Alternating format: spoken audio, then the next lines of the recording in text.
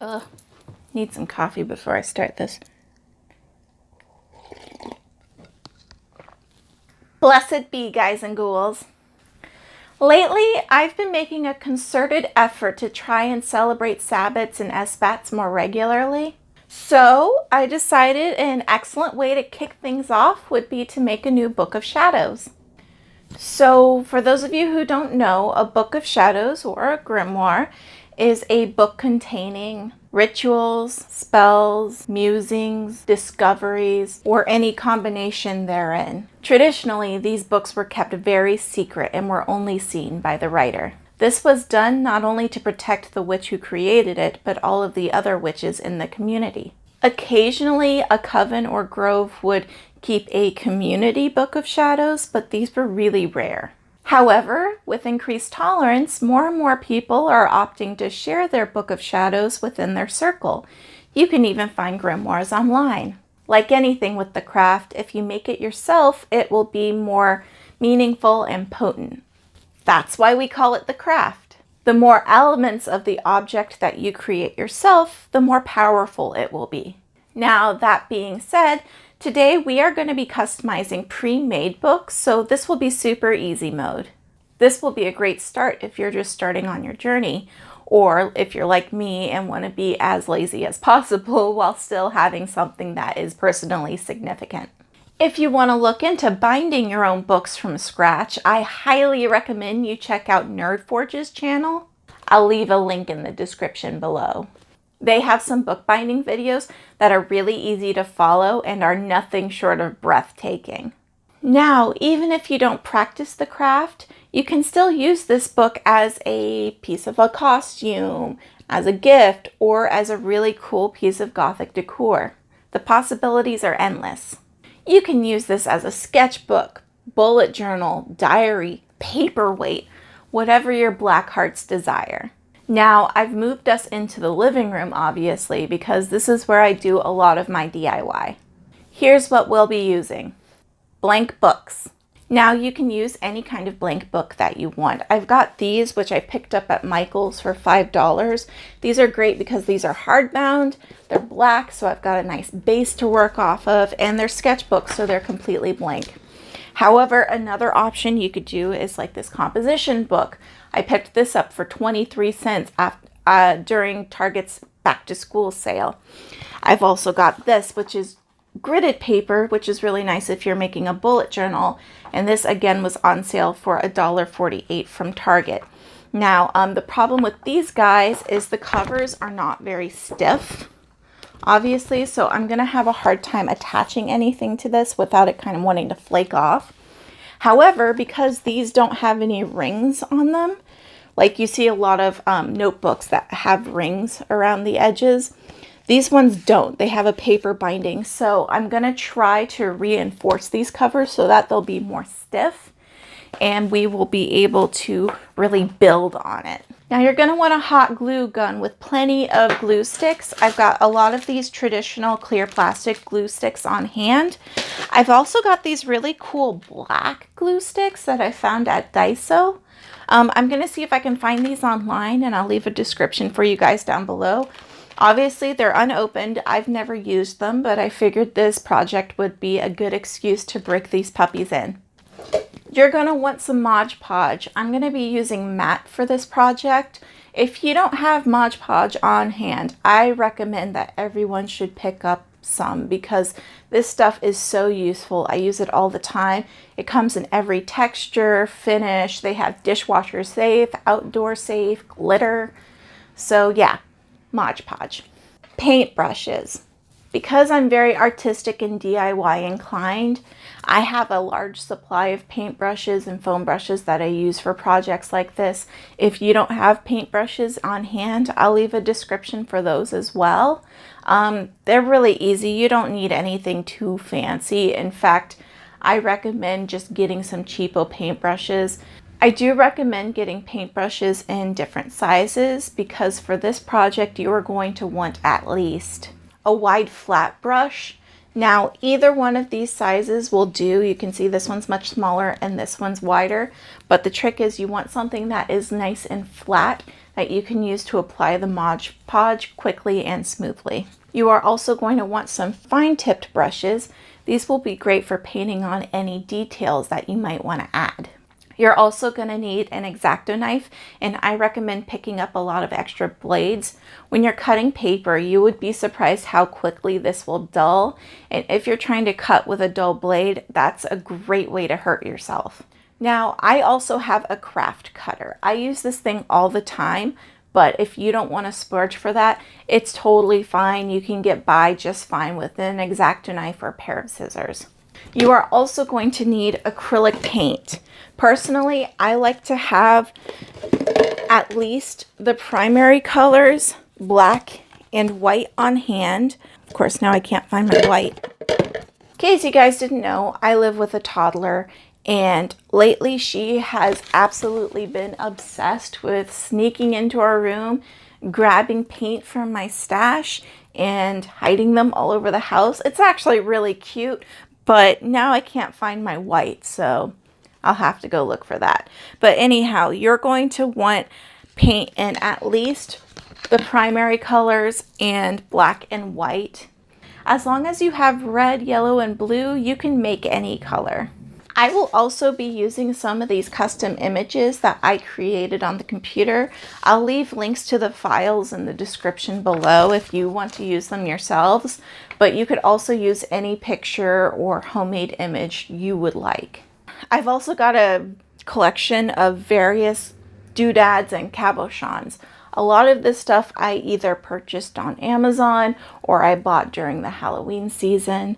So a lot of this I have collected over the years, but whatever I can find, I will leave a link for you down below. I have things like fake spiders. Here's some snakes. I've got some more rubber critters that look like bats and spiders and bugs. I love stuff like this. I use this in crafting all of the time, so good to have on hand. I know it's a little weird, but as soon as Halloween comes up, I recommend stocking up on this. They usually have this sort of thing laying around for like party favors, but really, really useful. I've also got these rings that look like spiders with little gems in them. I'm not sure if I'm going to use these or not, but I figured why not have them on hand just in case. I've also got these bones. I picked these up on Amazon and I am really looking forward to them. What's really cool is that they have these holes drilled in them. You can use wire or thread to bind them to clothing and things.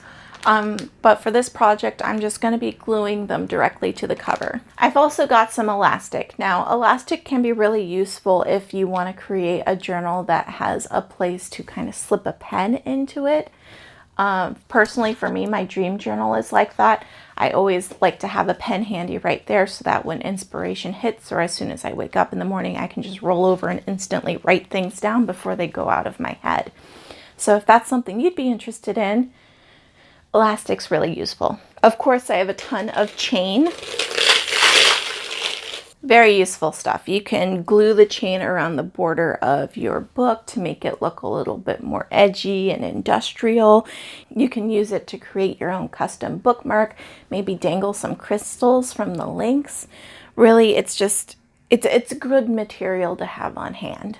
So a lot of the stuff we have here is stuff that other people would naturally have on hand. Things like colored pencils, crayons, markers, whiteout, Sharpies, that sort of thing. So I guess what I'm trying to tell you guys is that everything has the potential to be created into a piece of art. Where I can, I will share with you guys where I get things, but in the end, it's up to you to be your own explorers and kind of magpie things that inspire you. And who knows, maybe you can incorporate them into your own book of shadows or art piece, what have you. All right, onward. Okay, so first things first, we're going to make out a quick sketch of our books just to sort of help us lay out a game plan and figure out which books are going to contain which elements. These are just going to be rough guidelines to give us an idea of what we want to do. Obviously, as things progress, we're going to be kind of designing on the fly, but this at least will help us organize our thoughts. Okay, so next we are going to prepare our surface. This is a really important step. You want to make sure that you cover everything you're working on with newspaper or some other kind of scrap paper to try and protect it from any paint or hot glue or other paraphernalia we'll be working with. You're also going to want to make sure to remove any labels or stickers from your books beforehand. So let's just jump right into our first book. Now this one I wanted to create a kind of three-dimensional paper mache type of deal going on. So what I did was I went in with hot glue and created a three-dimensional pentacle pattern with the hot glue. I quickly determined that the best way to do this was to create a really quick outline of how I wanted the shape to look, and then I just went in and layered more and more hot glue over it until it was built up to a level that I thought would be appropriate.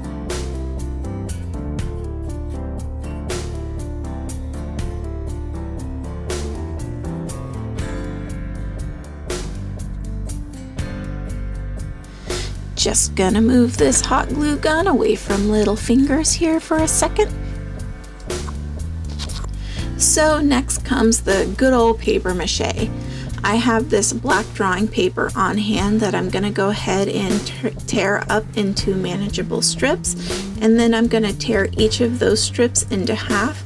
Basically, I'm trying to minimize the finished edges we have going on here while not wasting any paper.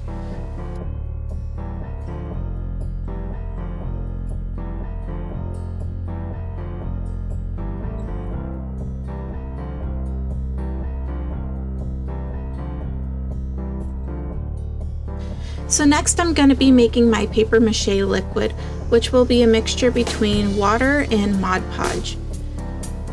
Go ahead and use a paintbrush like I did to mix it up until it's the consistency you'd like. Then I'm going to go ahead and just paint my entire surface with Mod Podge just to give the paper something to really stick to.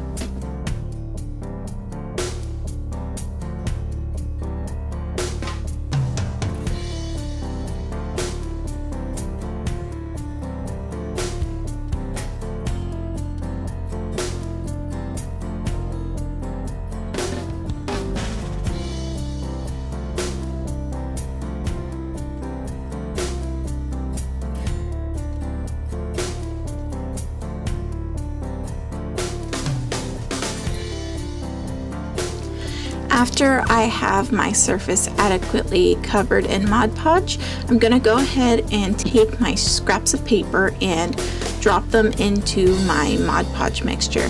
This will allow the paper to kind of soak up the mixture and soften so that it'll be able to be formed into all of those little nooks and crannies a lot more easily. Now as for the messy bit. I'm going to go ahead and take my softened pieces of paper and plop them onto my book, really being careful to tear them up into smaller pieces and working them really closely into every nook and cranny in my pentacle design. If you have trouble working it in with your fingers, go ahead and use the end of a paintbrush to really get it into any creases and crevices that you're not able to get to otherwise.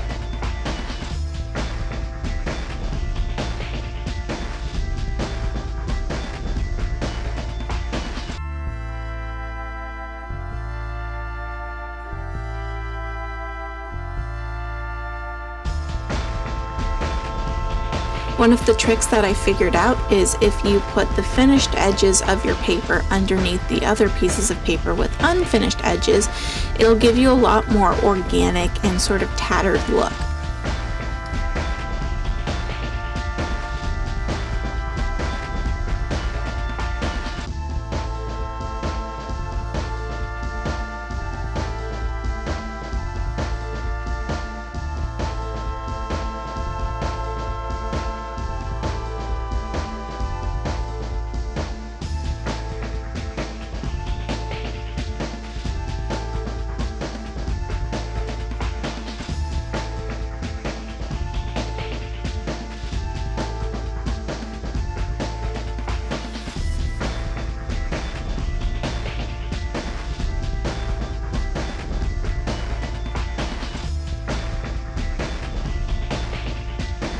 Next, I'm going to take a dry paper towel and very carefully just slightly pat the top of the book to soak up any excess water, and then we're going to set the book aside to dry.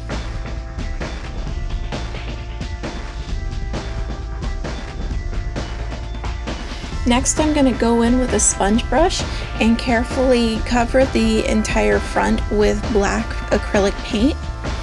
This will give it a nice texture and also blend in the boundaries between where the paper mache ends and the book cover starts.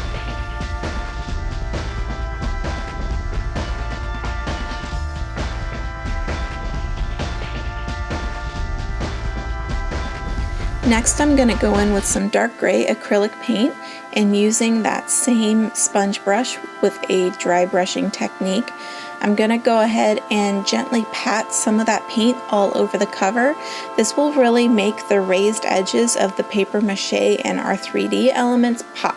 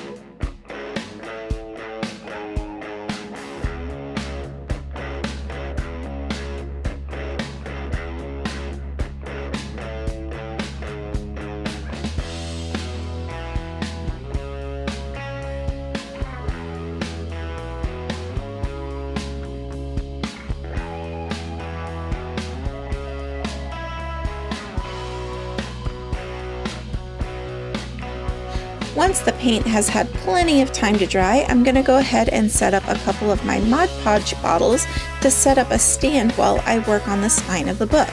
I'm going to go ahead and go up the spine with some hot glue, working my way from the bottom to the top, and adding some spikes along the edge to really give it an edgy, see what I did there? An edgy look.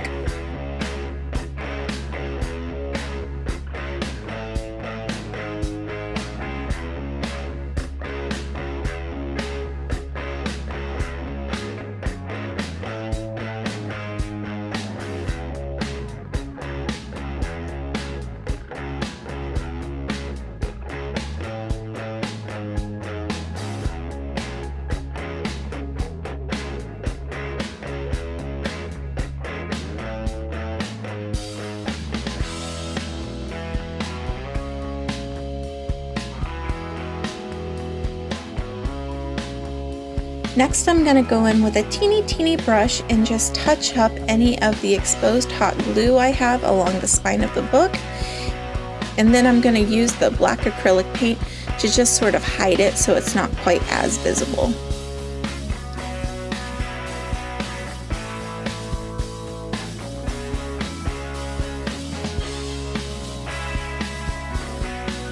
Now we're going to go ahead and seal everything in with a nice layer of Mod Podge. This will not only protect our book, but it will give everything a nice uniform sheen.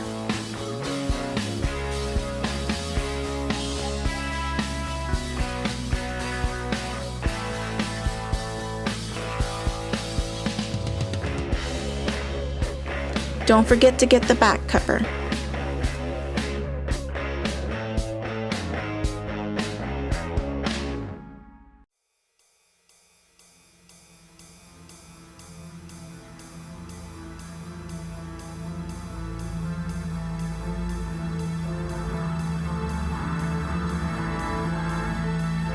I still feel like this cover needs a little something extra. So what I'm going to do is I'm going to go ahead and wrap some chain around the outside of my pentacle.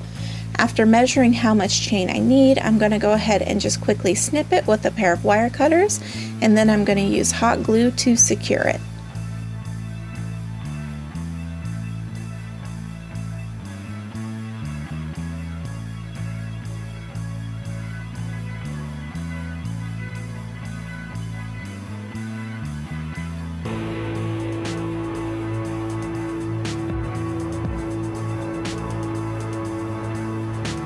I still feel like this pentacle needs to pop just a little bit more, so I'm going to go ahead and actually outline the design using a metallic silver Sharpie.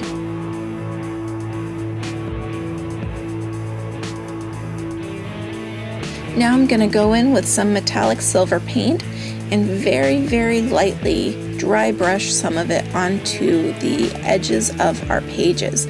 That way when you look at the book when it's closed, you kind of get this cool antiqued silver effect. Now once the book has dried, we're going to go ahead and carefully separate each of the pages. Unfortunately, they do stick together a little bit, but I kind of like it because it gives the pages each a kind of rough and antiqued old vintage look.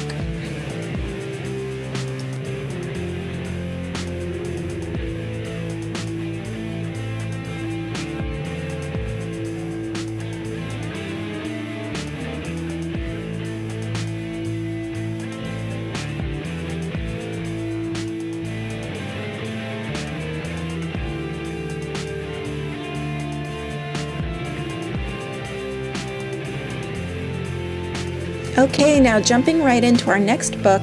This is going to be a book made from a graph paper notebook. Now the cover on this book is really flimsy, so I'm going to attempt to reinforce it using some old poster board that I have lying around. First, I'm going to roughly trace out the book's dimensions and then cut the poster board accordingly.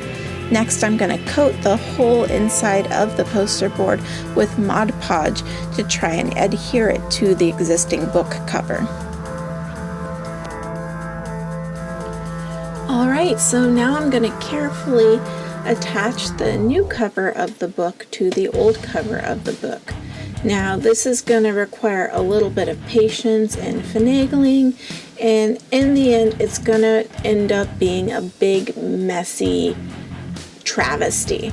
Not gonna lie, but bear with me, things will improve, I promise.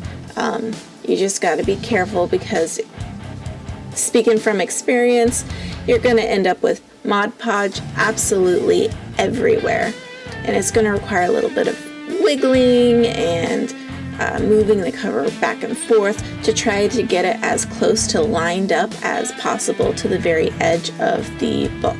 Make sure that you spread out any wrinkles you may see in the cover. Also try to get the spine of the book flush with the spine of the cover. Because the cover of the book is really wet and saturated with the Mod Podge, it's going to make it slightly more flexible. So this will act in your favor.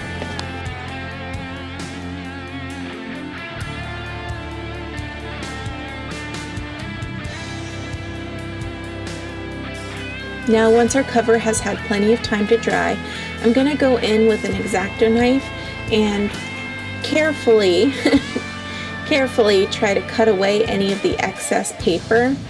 that is bubbling around the edge. Unfortunately, this means I had to cut away the spine of the new book cover because it just was not sitting flush with the old book cover. However, because the cover in general is still really flimsy, I'm going to go ahead and add a second new book cover, so a second layer of poster board to the new book in order to give it even more stability. This time I'm also making sure to leave enough space for the spine of the book. I'm also going to mark where the spine of the book is going to go. So next I'm going to use my handy dandy craft cutter to go ahead and crease where the spine is going to be on the new book cover. This will hopefully make it a lot easier for it to sit flush with the book, as well as make it easier to figure out how the book is going to fit within the confines of the new cover.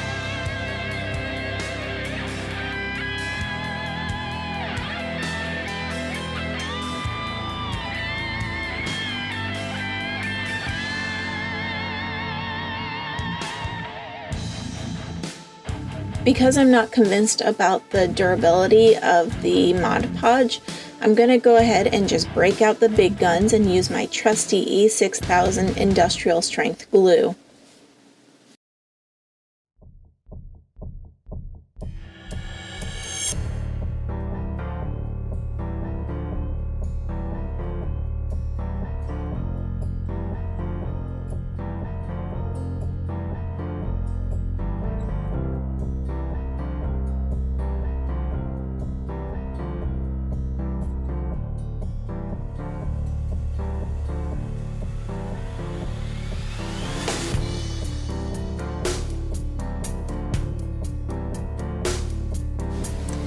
Next, I'm going to wrap the new book cover around the old new book cover spine first.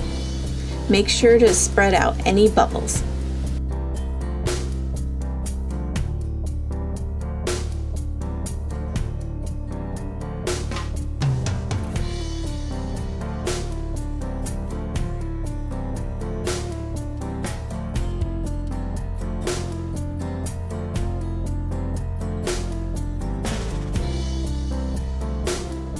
Finally, I'm going to attach an assortment of binder clips along the spine of the book to make sure that it gets a nice, tight, flush finish.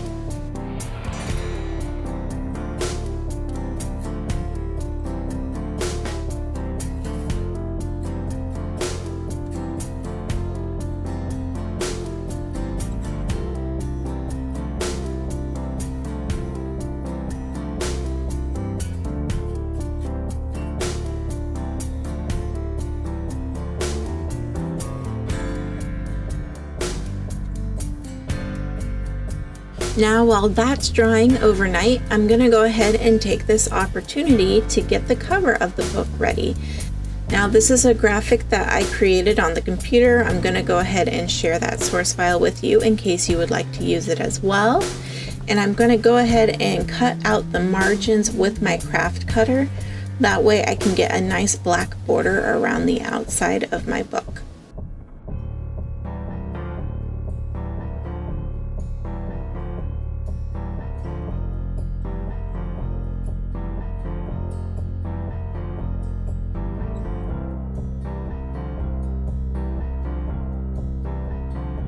I'm going to go ahead and move forward with positioning my cover onto my book.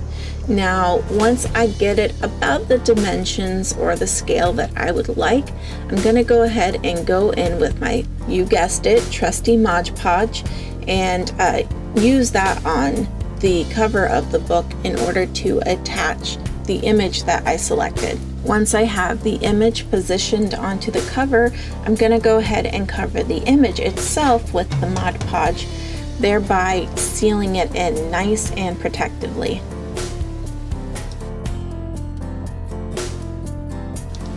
Now, I'm not digging the stark contrast between the straight white line of the image and the black line of the cover, so what I'm going to do is go in with some black acrylic paint and kind of make the line look a little bit more uneven and organic, almost like it was illustrated or that it's really, really old.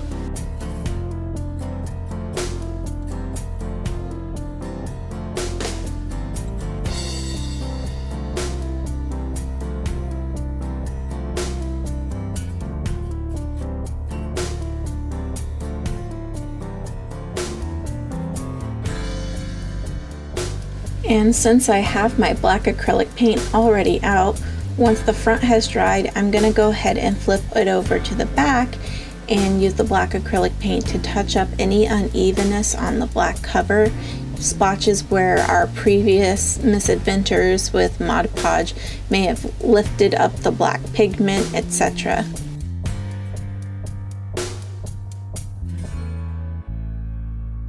Now for the fun part. As I'm sure you've noticed, my book is surrounded with all sorts of goodies and doodads, and what I'm going to do is sort of explore with some of these different elements to figure out which ones I want to integrate into the book. So far I'm loving these little skull cabochons, so I'm going to go ahead and add 3 of them to each corner of the book. Next I'm taking these cute little chubby spiders, and I am also checking with them to see how much I like them, if I'd like to use them or not. And I am also really kind of enamored with these snakes. So I'm going to go ahead and fiddle with those and position them until I like how they look. Then I'm going to go ahead and secure all of my chosen elements with hot glue.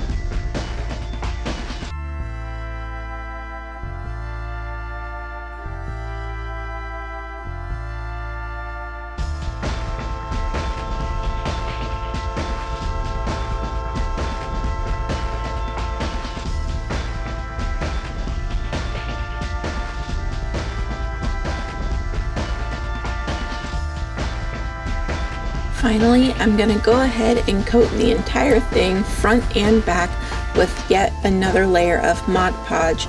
This will give everything a uniform sheen, as well as an extra layer of protection.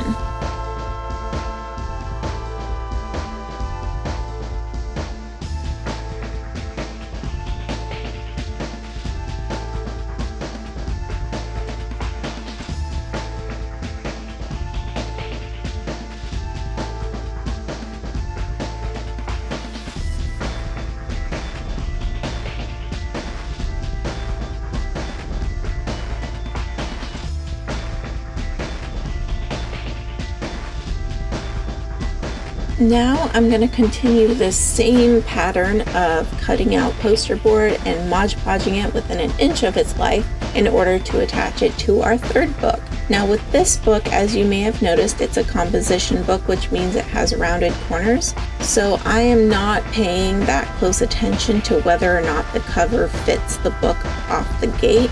I am scoring it once again along the spine to make sure that it gets a nice snug fit, but I have decided to go ahead and just wait until after the Mod Podge has dried before I even attempt to trim the edges of the book.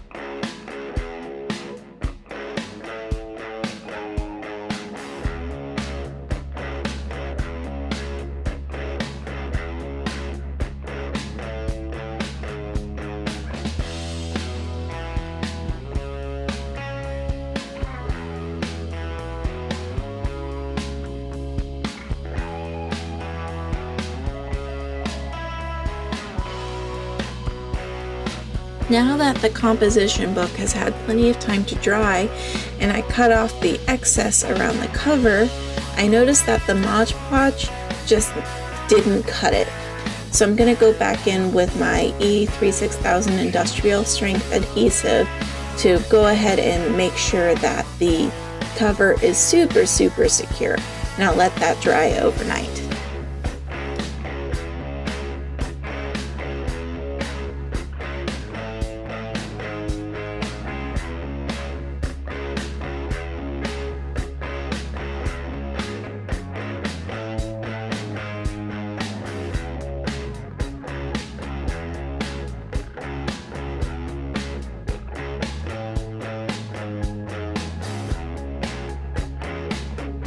Now that the book has had ample time to dry, I noticed that the edges where I had cut away the excess cover is still pretty rough, so I'm going to go in with a sanding block just to make them as smooth as possible. Now, just like with the last book, I'm going to go ahead and take some of these extra doodads and odds and ends and fiddle with them to figure out what composition I would like best to adhere to the front of my cover.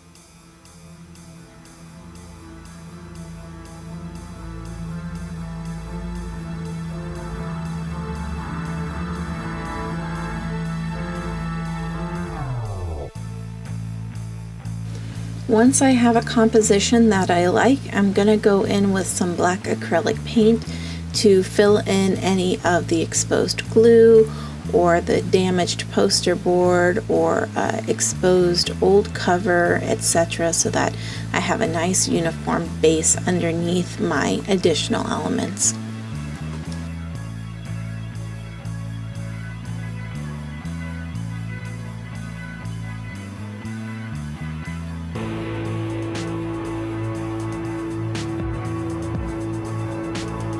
Next, I'm going to go in with some dark gray and my handy dandy sponge brush and go ahead and dry brush some of the gray acrylic paint onto the raised elements of my cover. This will not only give it more depth and dimension, but also give some of the elements a more antiqued look.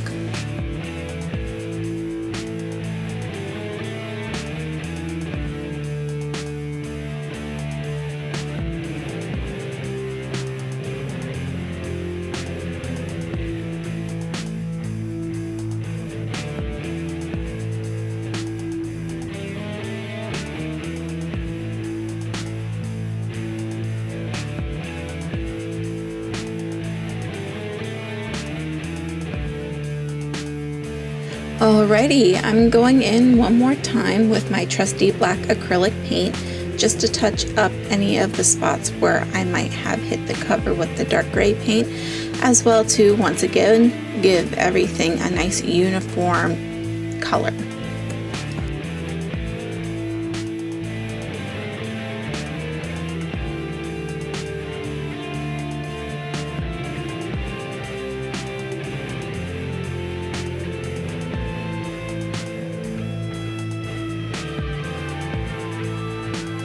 Finally, I'm going to seal the whole thing in with, you guessed it, Mod Podge.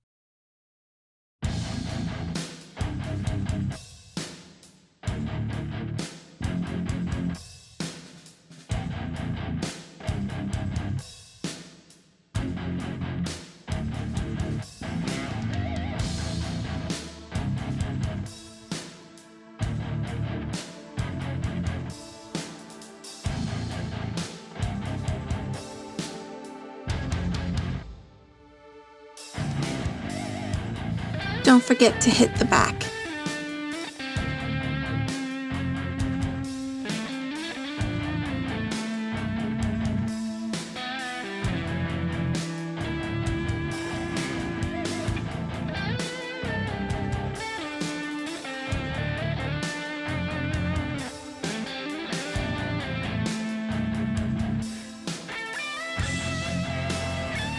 I decided that the cover still needed some more elements to it, so I'm going in with some dark red paint to create a dripping blood effect.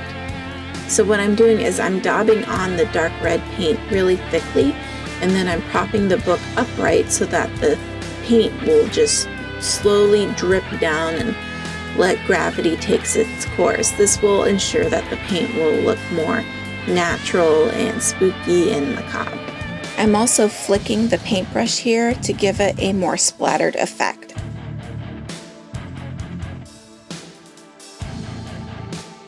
Now I'm going in with my hot glue gun and some cool black glue sticks that I found at Daiso, but you can also find them online. I found them on Amazon. And what I'm doing is I'm letting gravity drip the hot glue downward in order to give it a melted, waxy effect. And the cool thing about using these black glue sticks is that it makes it almost look like melted vinyl. So it's got kind of a shiny, black, inky, gooey effect. It just makes it look very, very spooky. Like it might be melted candle wax, it might be ectoplasm. You don't know.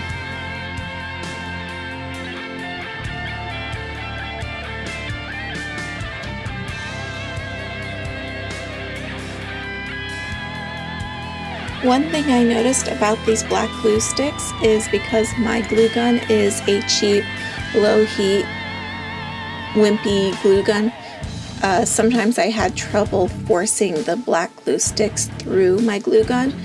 It still worked perfectly fine. Just keep in mind if you have a cheapo like I do, it may require a little bit of effort. What I ended up doing was going in with layers upon layers of the hot glue in order to build it up and look like the substance had been dripping on the journal over time. And then after I had the top part built up to a level that I liked, I went ahead and I kind of faked it with my glue gun to have it drip more along the front and the back to where the drips from the hot glue didn't reach naturally. If you're gonna do this, I highly encourage it for aesthetic purposes. It looks awesome. Just be careful that no matter what, you're still following the line of gravity and it all looks realistic.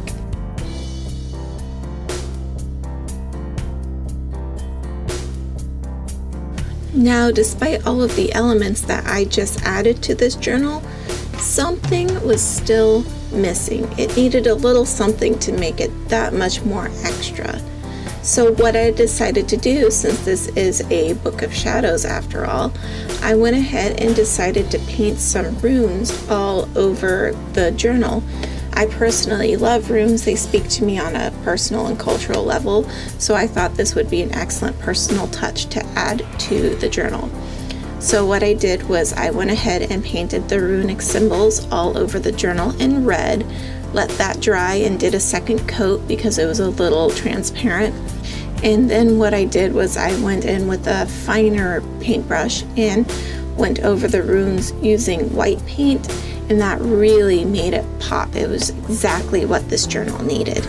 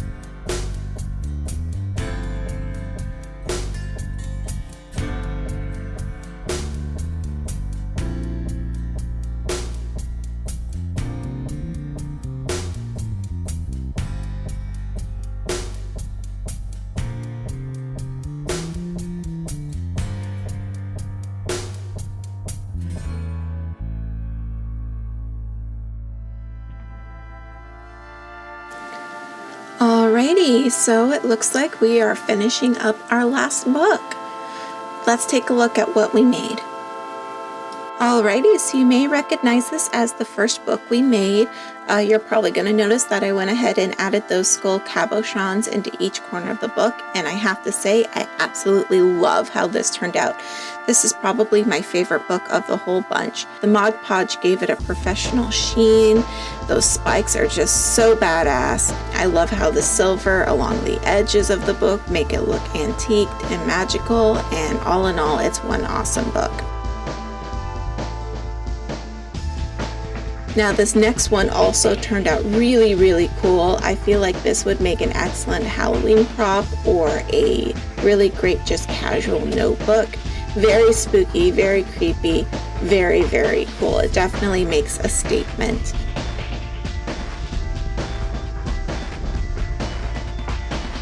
Now here's our third book. I went ahead and hand sewn some elastic into a loop and used it to kind of bind the book together just to add an extra little touch to the book, make it look like, you know, the contents of the book need to be contained. But all in all, this book also turned out really, really cool. Hey guys, thank you so much for checking out this DIY. Please don't forget to post pictures of your own creations on Instagram with the hashtag #CandleInTheCoffin, all one word. And please don't forget to hit that like button, subscribe, ring that bell, and leave a comment down below as to what DIY you guys would like to see next. Stay spooky.